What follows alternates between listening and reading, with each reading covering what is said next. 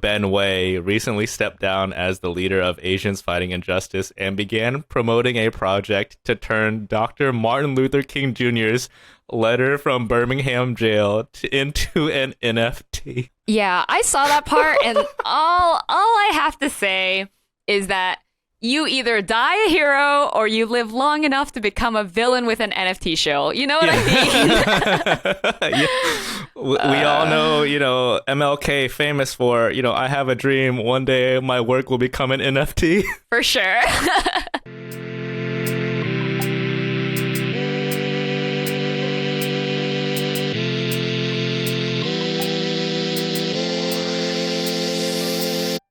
Welcome to the Politically Asian podcast. We're just two Asian American comedians talking about politics and the Asian American community in hopes of getting more Asians to talk about politics.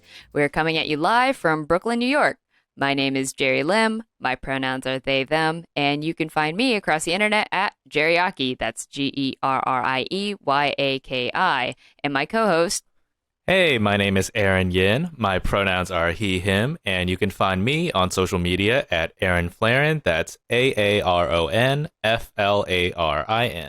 Cool. Well, we're going to open with our Practice What You Preach segment, which on the pod, we talk a lot about politics, but it's also important to do things. So each week we share one thing we did related to politics, organizing, just, getting out of the house, that kind of thing. So I'll go first this week. And yeah, I was out of commission for like half the week because I got my COVID and flu shot. And yeah, that was it. Nice. Yeah. Yeah, I guess it kind of counts. Yeah, it's staying boosted. That's great. I mean, how do you feel right now? It's not as bad as the last dose that I got, I think, because I looked at my vaccine card and I got my booster last year, and I feel okay. But like I was telling my coworkers, like yesterday, I was full on Jello. Today, I am coagulated bone broth. Nice. We've gotten a little more solid. Cool. Yeah. Yeah. More solid and delicious. Yeah. Yeah. Cool. How bad was the line? Was there a line? So I chose to get vaccinated at Trump Tower. There's a Dwayne Reed. Oh my and Wall Street, not the one at Columbus Circle. Oh, okay. Yeah, I went to the Dwayne Reed 40 Wall Street, and it's ginormous. I don't think I've been in a Dwayne Reed that big in a very long time. So we were like, I think other people were also worried about that because we were all pretty spread out. And because of your story, I brought like an N95, but I haven't had to use an N95 in a really long time. So like the foam part that goes on your nose? Yeah. I put it on and it like crumbled. Like it was like dusty and like. Oh, it did the Thanos snap. But like actually, yeah. And I was like, I don't want to inhale this, so I guess I'm just gonna wear like my the KN94, whichever that one. KF94, yeah. Yeah. And then like just do the like thing where you like tighten the straps. Okay, I just know there are some Trump supporters that are mad that Trump Tower has vaccines in it. I don't know what you expect. It's a pharmacy, like. Yeah, exactly. That's hilarious. Yeah. Okay, it sounds reasonably safe. They spaced everyone out. You had a mask. Yeah. I am still a little anxious about it because I got my vaccine at a CVS. Yeah. And I'm like, I'm just gonna wait for an official government site, like a hospital, to just wait it out. Hopefully a week or two more. But that's great. And it's great that the side effects aren't that bad right now. Yeah. I mean, I think it's better than having long COVID. And you can get your flu shot too, so it's like 2 in 1. Yeah, everyone's been doing that. I'm like, that sounds like you might be tired for a while. Well, I've never had any side effects from my flu vaccine, and I am a little nerd, and I get my flu vaccine every year. Yeah. Nice. Not even arm soreness? Oh, I mean, yeah, but like I feel like any human body, any organism is gonna feel sore after like having a needle stabbed into you. Very true. Very true. Yeah. Cool. Yeah. What about you?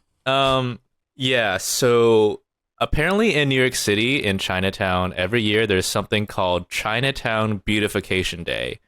And it's a day where all these high schoolers basically go around cleaning Chinatown, picking up litter and maybe painting stuff, planting trees, that type of thing. As part of that, they're having a day-long sort of seminar where people talk about different aspects of Chinatown and how to preserve it. And tomorrow, I'm actually giving a small talk to high schoolers as part of Youth Against Displacement. So just talking about obviously like the mega jail, but also luxury development, luxury real estate speculation, and how that all is can push out the Chinatown that we know. And so I haven't made the slides yet, but I was thinking like, what's the point of cleaning up Chinatown if there's no Chinatown left? I think is That's the deep. question I would want to ask. So yeah, I'm pretty excited. Got to make the slides after this, but there are other people like Soar Over Hate's going to be there. There are some self-defense clubs that are going to be there as well, all giving talks. So it seems pretty relevant, and hopefully high schoolers find our talks kind of interesting. Yeah, radicalizing them young, huh? Yeah. Pushing the agenda. Yeah, I mean, actually though, but also I'm like, in high school, I personally felt like I did not care that much about these sort of auditorium style talks. So I'm like, okay, we got to bring out the jokes. We got to bring out the TikToks. We got to make it interesting. And even though we have 30 minutes, cap it at 15 and leave like 15 for questions. You should show your or maybe that's too much. I don't know. I was gonna say you should show your TikTok series that you're doing. Yeah, the like hidden gems. Yeah, like definitely the first one about the jail for sure. But yeah, that's what's going on with me this week. Okay, cool. Do you know what you're going to include on the slides? Like a vague idea? Yeah, so definitely want to talk about what displacement is, just people getting pushed out of their neighborhoods, usually for rent or, sometimes natural disasters like fires and stuff like that. But mostly it's about money. And then just list a few examples of stuff that's going around in Chinatown, whether it's the jail, there's some luxury towers on the Lower East Side and two bridges. There's also Jingfong. So just kind of picking a few key places in Chinatown to hopefully make people see the bigger picture of how Chinatown's potentially getting slowly pushed out over time. Yeah. Okay. Cool. Okay, well, we're going to get started with our first item on the news docket. So this week in Asian American news, Sophea Phea, a Cambodian refugee, was deported 11 years ago for a nonviolent crime. I think in my research, it was like credit card fraud. And today she was reunited with her family in the United States after being pardoned and now readjusting to her life back here. And I just want to leave a note that I am sorry if we have butchered that name. We tried to do research on the Cambodian pronunciation. If you're Cambodian or know how to pronounce that, please let us know. Aaron, Yes. your thoughts? Yeah. Well, I'll say first, 11 years is such a long time, right? Like that's almost half of our lifespans. I would say like, I always think it's great to bring this story up just to provide a little bit of hope. Because, just last episode or 2 episodes ago, we were talking about Phoon Yu, also a Cambodian person who had just got deported to Cambodia. And so at first I was like, oh, it seems like there's nothing we can do. They're trying their best, but I'm not sure if we can come back. But this story of her coming back after 11 years, which is a terribly long time, made me have more hope in the overall situation. What about you? Yeah, in the article, it said that she's the first Cambodian to come home with a pardon. So I thought that was pretty interesting. Yeah. Yeah. Mm-hmm. I wonder, since we were talking about Phoon Yu, I wonder if it has to do with the difference in crime, maybe. Like, I'm not saying it's justified in, like, deporting him. I'm just saying, like, I wonder if I feel like that definitely plays a factor because she committed credit card fraud while he, it was murder or a homicide. So Yeah. there's that. But yeah, I feel like that was like really shitty. She mentions that like it felt kind of like history repeating itself, being ripped away from their homes and family, coming to America, then like having her life ripped away in America, go back to Cambodia. And it's pretty interesting that she not interesting because I feel like she kind of had to, but built a life for herself. Like I read that she became a teacher there in Cambodia. I imagine that must be like super duper traumatizing. Yeah, I mean, the quote. Yeah, I mean, you said the quote pretty much. It's for the Southeast Asian community members. It's history repeating itself. We were ripped from our homes and families to try to resettle in America, and then we were just put back into Cambodia, the same country where most of us are trying to forget our war trauma. So that sounds like the worst, not vacation, but worst trip ever back to the homeland. I'm like, yikes. Yeah, I will say one cool thing, though, is that back in Cambodia, when she rebuilt her life, she also got more politically involved in advocating for the rights of other deported Cambodians. If that's any kind of silver lining, but I wonder how she's taking this, because if that happened to me, I'd be fucking pissed. It seems like she's coming back after 11 years feeling really not jaded, and not angry. Yeah, I hear that. At the end of the article, it talks about like how she's missed a lot of time with her son. Yeah. And 11 years is a long time, especially if they're young. Like that's wild, like if she left when he was just born, and then like now he's like what, 11. I think it was like, yeah. Yeah.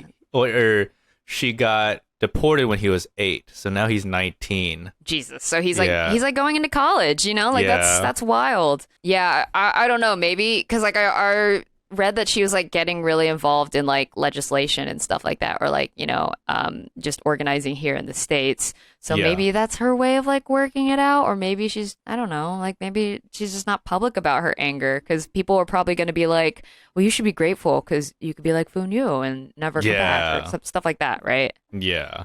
Part of the reason we talk about this is because this is one very harmful form of Asian hate that no one talks about, and I really hope she just like comes back into the California scene, just trying to shake things up and steer everyone more in that direction. Yeah. All right. So let's move on to the next piece. So recently there was an article in The Nation by Seth Berkman, who is Asian. He's adopted, Korean adopted, but his name is Seth Berkman. And the title is, "We Were Supposed to Help Asian Migrant Women. Instead, we got police." Before we talk about this, for full transparency, I did talk with this guy for like 3 hours about youth against displacement and displacement in Chinatown. Did he mention a lot of what I said? No. Well, he mentioned the mocha and the jail part, which is good. I mean, it's better than nothing. But overall, a little on the smaller side. But did he include a tweet I made where Joe Biden's doing finger hearts, and I put the caption, "We did it, Joe. Stop Asian hate"? Yes. That you can include The Nation as one of your comedy credits now. Yeah. You've seen him in The Nation of him. Yeah. So I thought that was funny. But actually, maybe I'll just leave it there. Jerry, what's one thought you had when reading this? Yeah. Aaron's saying one thought because I texted him this morning, we could do an entire episode about this article. Well, I'll start with the first one because I think it was the best point. And then when he made this statement, the author made this statement, I was like, whoa, this is a really good point. But Seth Berkman, that sounds like a white name. Like, I really hope this isn't a white guy, because oh God, it's like John Oliver doing the Asian American episode all over again. No, I really like this statement, and I'm the one where he says, a new brand of protest emerged in New York City, what I call aesthetic Asian activism. Influenced by more middle-class or white-collar environs, novice demonstrators shouted for representation and demanded carceral solutions to combat anti-Asian violence. This represented the antithesis of the kind of work that has anchored Asian American organizing in New York City for decades. I feel like that's just like such an incredible take, and like I feel like the core of like what we talk about in our memes all the time. Yeah, no, that was definitely a little mic drop moment right there. We talked about last week how there's a really strong movement of Asian people wanting to be tough on crime, right? Like, oh, you attacked an Asian person, I think, we gotta lock you up forever, and then that's it, right? And I think what that sentence is saying is that, especially among a lot of these new people who are primarily like middle class or white collar, like honestly, I would say even tech workers, they kind of jump in at this point, and over time, it's like, okay, we can do that, but it's not really targeting the root issues that a lot of Asian Americans who have been through the same thought process as you have, like, now realize. But yeah, I thought that was a great point. I will say one thing that I liked that he talked about was, with these new activists, there are what he calls like aesthetic Asian activism or performance activism. And I think the highlight has to be, in my mind, I think about Jack Liang. He's on Instagram. He has about 20K followers. He he brands himself as this Asian guy activist. And during the early days of the Chinatown jail fence construction, like that was the day when I was waking up at like 6 a.m. every single day for like a solid week, with other people to protest the city putting up the fences around the mega jail. So this guy, he doesn't show up for like 4 out of the 5 days. And then on the final day when we were planning, like, okay, who wants to sit in the street to stop the truck and, you know, get arrested for a few hours, and, you know, we'll get press here to try to make a news statement out of it. At the very last moment, like right before the police are arresting the other people, Jack Leong like comes out of fucking nowhere, runs to the crowd, takes off his jacket, and kneels down with the other people to get arrested. And I was just like, where the fuck did you come from? I'm like, when I think about performative activism or like performance for aesthetics, I think about him, and then he posted those pictures of him getting arrested. Oh, it's like, oh, you know, some quotes about justice and activism. I'm like, bro, you came in at the literal last minute just for the photo op. He doesn't even go here. Yeah. Just like, I think there's a lot of that going on right now. Like a lot of newcomer Asian activists who really use it for like a photo op or for clout, and then kind of drop off afterwards. Yeah. On top of just being like shitty, I think that's also like just kind of dangerous for like, you know, the organizers who were there from like day one. I feel like it's pretty not great to like just, you know, it sounds like he was with like the group, like in the sense that like he ran over and like kneeled with the group. But like I feel like in other cases, it's possible that someone like runs out and does something like really out there and endangers everyone. You know what I mean? Oh, yeah. You mean like antagonistic or fucking up the movement type of thing? Yeah. You know, like all those when at the height of the Black Lives Matter protests, like I think about when all the right-wing media was like, oh, these looters, like blah blah blah blah blah, and then like people had to be like, no, like those are like outliers for the most part, 99%. It's like, yeah, so that's kind of what it feels like, except maybe not yet to that degree. Yeah, I'm like, okay, well, at least he didn't randomly punch a police officer. That could. I'm like, you know what I mean? Look, between you and me and our listeners, sometimes I feel like I would love to see an Asian American person punch a cop. Like I would at least like get a photo. Like I would make a poster of that, you know? Yeah, you can use that for clout. Okay, right? Yeah, like you can get clout when you punch a cop. Like that's punch a cop or a Nazi. Then we'll talk. Yeah. And I think at least one more thing that I thought this article did a good job as doing, something we've talked about a few times is, you know, moving from the definition of hate as just like an attack on a person or spitting on a person or a slur on a person to more structural systemic forms of hate. Because in a lot of this article, he talks about a lot of like Asian sex workers who are being put into like the exploitative industry of home care. A lot of them have trouble getting resources now. He also talks about the home care situation in New York City overall, which primarily affects elderly Asian immigrant women, and how those just get no attention at all from these new activists because they don't see it as like hate or exploitation, even though many of them are dying early. Yeah. It's like a slightly slower murder. It truly is. Yeah. I feel like this was a very comprehensive article. We really should put together like a syllabus, because like in my opinion, like this article would make the syllabus. Politically Asian 101. Yeah, exactly. I mean, like get people up to speed when they like before they listen to the podcast or something. Yeah, I mean that's funny because we always tag some of our Instagram posts with this place called Asian American University. Yeah. All right, we're gonna do it this year. It's gonna happen. Politically Asian University. PAU. Politically Asian University. I don't know. I don't know how I feel about that. Okay. Pow. That's the sound you make when you punch somebody. That's yeah. That's true. That's true. That's gonna be our that's gonna be our mascot, the punchers. Yeah. Boxers. Maybe not boxers. I feel like that might come off as too Chinese centric. Yeah. Yeah, and I think you know what kind of launched it was the wave of what felt like the wave of Asian women getting attacked. Was that last year or this year? I think it was last 2021. Yeah. Yeah. I know Michelle Go was like a consultant at Deloitte, Hmm. and I think what it was that like a lot of white collar Asian Americans were kind of like, oh my God, this could happen to me. And what it could have been, what it could have been was like a class consciousness awakening, like, money won't save me. This really could happen to anyone. But instead it was like Asian Americans like leaning on the police, even though, like who killed Yang Song, who killed Christian Hall, right? Like things like that. Yeah. Wait, so just to understand this better, it's like white collar Asian Americans saw, for example, Michelle Go's death and were like, oh, that could happen to me, but they sort of ignore the fact that it's been happening with people who are Asian who are poorer than you. Yeah, yeah. Well, it's that, and like, they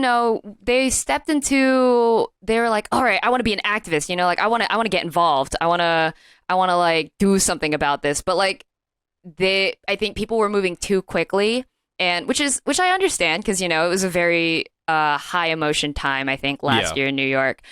But like, now in 2022, when you have the time to like really sit and learn more, like, are these people still around, like looking, like learning history, right? Like that's what I'm talking about when I Yeah. say Yang Song and Christian Hall. Like I don't know that like the majority of the white collar Asian Americans can know who those people are. Yeah, I mean, yeah, them or like I'm always mad that more Asian American, quote activists aren't involved in home care because New York City is full of elderly Asian immigrant women who are also like their lifespans are literally getting cut short so quickly. So many workers have died over the past year from these Hmm. really like sweatshop conditions. Um, yeah, but I mean, related to your point, it's funny that in one part he mentions how many of these aesthetic Asian activist groups that popped up last year have now disbanded, Yeah. and many of their members now devote their energy to cryptocurrency and NFTs and trying to use that to uplift marginalized communities. I'm just-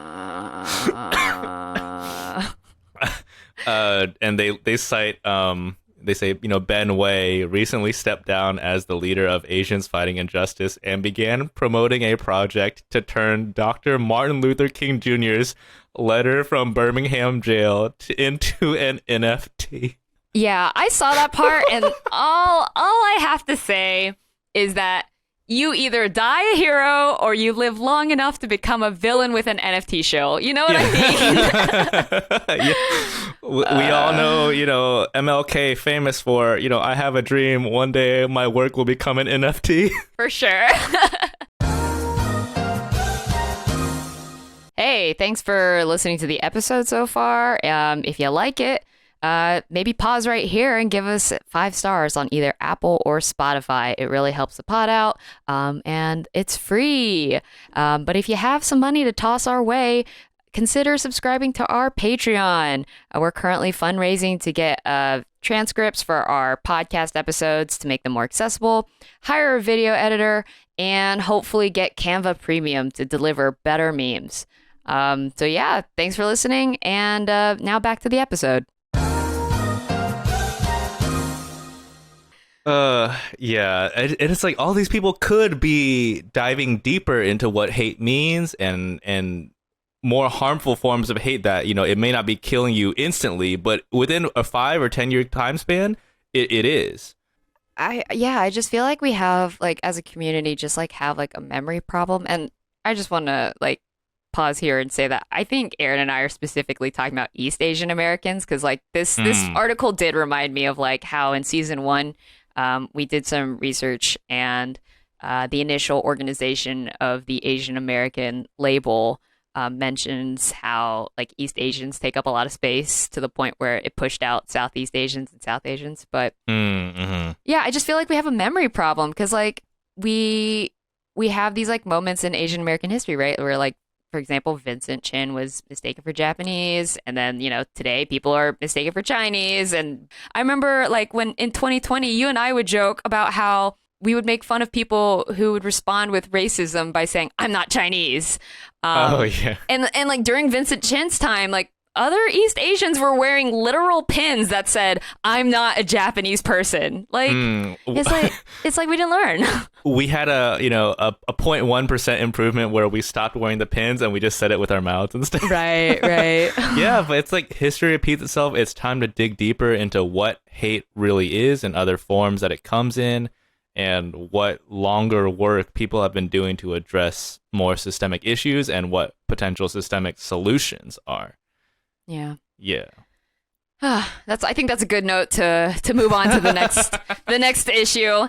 So this one is near and dear to my heart. The U.S. News ranked Colombia number 2nd, but a math professor was like, I don't think that's correct. And he dropped a 21-page statistical analysis on how all that data is wrong. And so Colombia went from number 2 to number 18. Aaron, your thoughts? Well, I love this because understandably, there are a lot of Asian people and Asian parents, especially who really care about Ivy Leagues and rankings, right? Yeah. And I think this kind of puts a little dent in that. And I'm like, I hope that Asian people overall will not care as much when they realize just how fake, is that the right word, or manufactured some of these rankings are. And I'm like, it's yeah, I'm just like, I love seeing this dispelling of rankings and dispelling of one number that will decide what college you want to go to. Yeah, I agree. I feel like, everyone's kind of been like, meh, about U.S. News in general, like the rankings before this.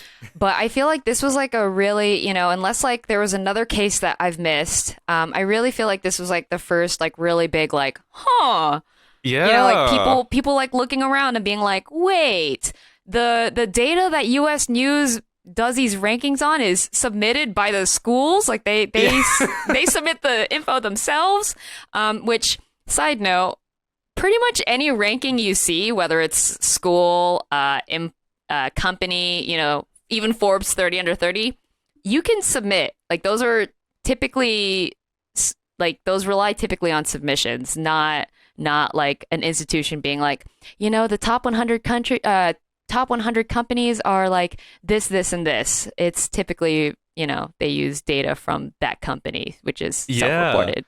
Yeah. That's a huge trust exercise right there. And clearly in the case of U.S. News and colleges, some people have been exploiting that. Because like to drop from number 2 to 18, you drop 16 levels. I'm like, you must have... Like that's, I mean, I guess it's also top 20, but I'm like, wow, that's a huge bump down. I'm like, that's how much were you lying? And exactly how much were you lying is my big question. Yeah. I mean, I guess you still went there when it was number 2, so it's okay. Okay, clarification. I went there for grad school, so I don't know if that counts.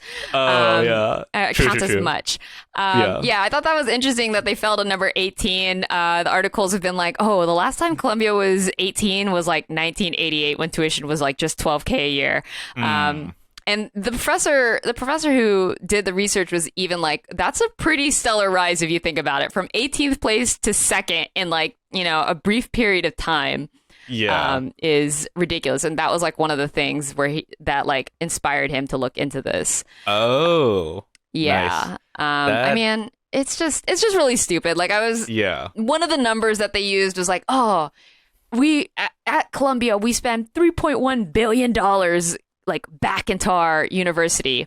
But then the professor was like, well, you include the medical facilities, like patient care to do that. Yeah. And NYU doesn't, which is why they're way lower on the list. Okay. Yeah. And then Columbia's like, but like that's for our med school because they do, they take care of patients while they're learning. Yeah. Yeah, stupid stuff like that. Stupid stuff. Yeah, I mean, I love that a math professor did this because I'm like, okay, for any Asian parent who still harps on the do math trope or be good at math, I'm like, be good at math so you can take down an Ivy League.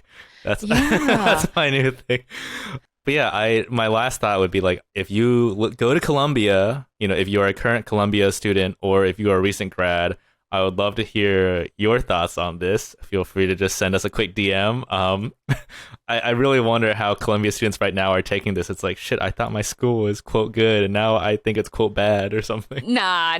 Let me tell you, as a former Columbia student, as an alum, yes, of the grad school, but still of Columbia, we knew. Like, we knew. Oh. They had a 90-year-old white man teaching the reproductive health unit in my public health program. Like, what do you? Oh, you know, like we knew. Yeah, I'm sure he must have been real happy about Roe versus Wade getting overturned. Oh my God. Yeah.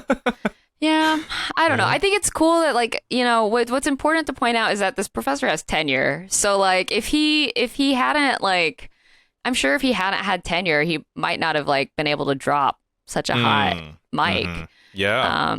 And he said that, like, what radicalized him was, and I quote, the experience of being chair of the math department when he discovered how secretive the university was, which I think is just so funny. Yeah. Could be a movie, not gonna lie. Yeah, some movie elements in this. Yeah, I think I want to close out this little section by saying, like, you know, I think I don't know, an organization called Third Way. They put out a wonderful report every year that, like, calculates the return on investment for colleges with regards to social mobility for low and middle class people. I think I've talked about it on the pod before, but surprise, CUNY's on there again for the third time. And, you know, other schools are like Cal State schools, UC schools. Basically, many public colleges do way better for low to middle income people going further in life than all the Ivies. Like, the Ivies don't even make the list. Oh yeah, so not not great returns for after post grad life. Yeah. Okay, well, speaking on, you know, returns on investment, our next story is about stocks. Specifically, there's an article that came out by the New York Times. Stock trades reported by nearly 1/5 of Congress show possible conflicts of interest. Jerry, what were your thoughts on this article? One thought. I hate stocks. I never want to think about them again. Yeah. Yo, okay. When I read this, I was like, this is Asian pear level of juicy. I was like, okay. I was like, wow. The summary is that all of these, it was about 97, or it's like 183 senators or representatives traded stocks from 2019 to 2021. And about half of them had, like, major conflicts of interest. Like, they were on the committees overseeing companies for potential fraud and stuff like that. And these same Congress people had stocks in those companies. I was like, wow. I'm like, okay, this smells like insider trading to me. And the article has so many people on this list. It feels like mini Panama Papers. I'm like, wow. Yeah. When I was reading that, I was surprised that was legal because, you know, when you work at a tech company, especially one that's, like, publicly traded, you do get equity, but you can only, like, buy and sell them within certain time periods. So it feels wild to me that, like, you can be a congressperson and, like, be in charge of a committee that, like, regulates said company and, you know, make money that way. Yeah. I mean, simple examples. It's like, there was this one Democrat, Alan Lowenthal. He and his wife, they owned Boeing stock, like airplane stock, right before the pandemic and before some crashes. And he was on a committee investigating Boeing as well. And he sold all of his stock right before the committee released some damaging findings about Boeing. So it's like he pulled out before its stock tanked. And like that, to me, I'm like, this is clearly, like, bullshit. I'm like, what's happening? To talk about what you mentioned, it's like right now, Congress people, they do have to release some info about what kind of stock trades they make, but it's really lenient. It's like you don't have to show whether you made profit or loss, which seems like the main thing you would care about. Yeah. And sometimes you don't even have to show, like, both, like, the purchase and the sale. You just show, like, a dollar amount. It's just so, like, it's so wild to me that this is a thing. Yeah, I mean, you know, it's funny. There's a bill in the Senate right now that would ban stock trading, at least for immediate congressmen. But I mean, like, it's kind of stupid to ask Congress people to like pass that. You know what I mean? Yeah. Yeah. Like, how would that work? Give up? Can you Oh vote? my... Yeah, vote against your self-interest. Yeah. Me? No. Yeah. Okay, Yeah. I'm kind of curious how many Congress people made a profit off of GameStop. You know that I'm like during that whole thing, I'm like, what happened with that? You know, my hot take is that they actually didn't make a profit on it, because that's why they like Citadel, and my memory of like what actually happened with the whole GameStop thing's a little rusty because I'm like trying to black out stocks from my brain. Yeah. But I feel like, you know, the weird bullshit that Robinhood pulled was definitely like some government influence on that. That's my conspiracy theory for this episode. I can see it. Yeah, they're trying to crack down because they did not make profit on it. Exactly. Like that's Yeah. that's why they halted trading, which like they never Yeah. do, right? Yeah, yeah, I can see that. But yeah, I mean, it makes me think about all these TikTok accounts that I see that were always researching politicians and trying to copy their trades. And at first I'm like, sure, whatever, who cares? But now I'm like, oh, okay, I can see the appeal of it now because they're legit making bank. I mean, I saw you had a list of all these Asian people who are also on the list. Yeah, I was gonna like psychotically do research on every single Asian congressperson, but there was only 3 in that New York Times article, and it was Ro Khanna, Judy Chu, and Tammy Duckworth. Ro Khanna is the biggest transgressor here. It says that he had more trades than like literally any other member in Congress, which like number 1, yay. Yeah. Number 1 for potential insider trading. Yay. Asian representation. Yeah. Yeah, it's just funny because Ro Khanna is, normally like, quote, progressive. I know he made some waves when Elizabeth Warren was trying to release like a Medicare bill. I think I said it. But I'm like, wow, it's just so... It just reminded me of how capitalism does kind of control, policy here, right? And it's like you're on a committee, you're about to make a decision, and then you also have stock in the same company you're about to make a decision on, and it's like Right. it's all so grimy. Wait, let's be clear. He identifies as a progressive capitalist. He doesn't identify as a progressive. Yeah. My mistake. That changes things. Let's be fair. According to Wikipedia, he identifies as a progressive capitalist, which is like capitalist. Which is like saying I'm both on the left side and the right side. Yeah, I am a meat-eating vegan. I don't know. Right, exactly. My hot take is like, genuinely, I think this is the number 1 source of what drives this country into the ground. Besides white supremacy, this is the number 1 cause. Because like a public servant with private interests, just bad. Yeah, amen. Bad news bears. News That was bears. a very hot sentence right there. I like, yeah. All right. Well, speaking of progressive capitalists, yay.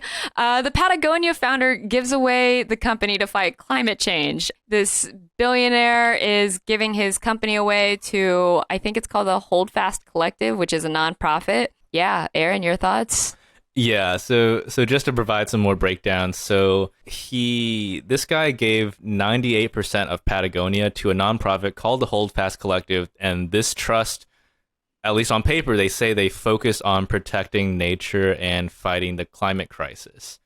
They can do that through protecting, forest lands. They can also give donations to politicians, maybe with, quote, good climate change policies. Yeah, I mean, it seems kind of interesting. Like what they're doing is that they're giving all their profits away. So they make about $100 million in profit every year. And that profit is going to the Holdfast Collective. I was like, does that make Patagonia a non-profit sort of? I mean, I guess it's making profit, but it's giving it all away. So it's I guess technically still a for-profit that's just giving away all its profit. I think a lot about that SpongeBob episode where SpongeBob and Patrick make so much money from selling these custom burgers that they have a stand that just says free money. Yeah. They just give away buckets of free money. Oh, that's good. That's good. We should make a meme of that later. Yeah, I mean, yeah. What are some of your thoughts? Patagonia, the official uniform of the Midtown Finance Bros. Oh my god. I am always suspicious of billionaires, especially if they are saying that they are, friendly. While researching for this piece, there's a Bloomberg article, Patagonia billionaire who gave up company skirts $700 million tax hit. He'd only had to pay $17.5 million. Oh. Yeah, and I could not find anything on this thing called the Holdfast Collective, which they said in their statement they've been donating to for a while now. Yeah. But I couldn't find anything. The only thing I could find was something military related, which if that's the same one, concerning. Yeah, I know. Same exact thing. Wait. Okay, I love the skepticism and the tax evasion thing that you brought up, because I'm like, yes, now that I rethink about this also looks like very good PR that you could use to hide something bad that you did recently. Like they're trying to just do the whole rebrand, right? Like, oh, he's not a tax evader. He's not like your tax evading billionaire who has offshore bank accounts. He's a very progressive billionaire who cares about the planet, right? Like I can see the PR team in that room pitching that exact line. Exactly. And yeah, likewise, I couldn't find anything on the Holdfast Collective. The only one was this group that like made little military not blankets, but like little cloth Oh, you things. actually clicked on it. Yeah, and I'm like, this does not seem like the one, but I can't find any other one. It's just they seem very private. Yeah. I mean, I know we talk a lot about like the nonprofit industrial complex, about like how wealthy people, funnel money into nonprofits. They get those tax write-offs and they can, advance their self-interest. So I think that's something to hold in mind. And I think the other detail to remember is that this is, most nonprofits are 501c3, which, is pretty limited in regards to like political contributions. But what they're doing is with a 501c4. Ooh.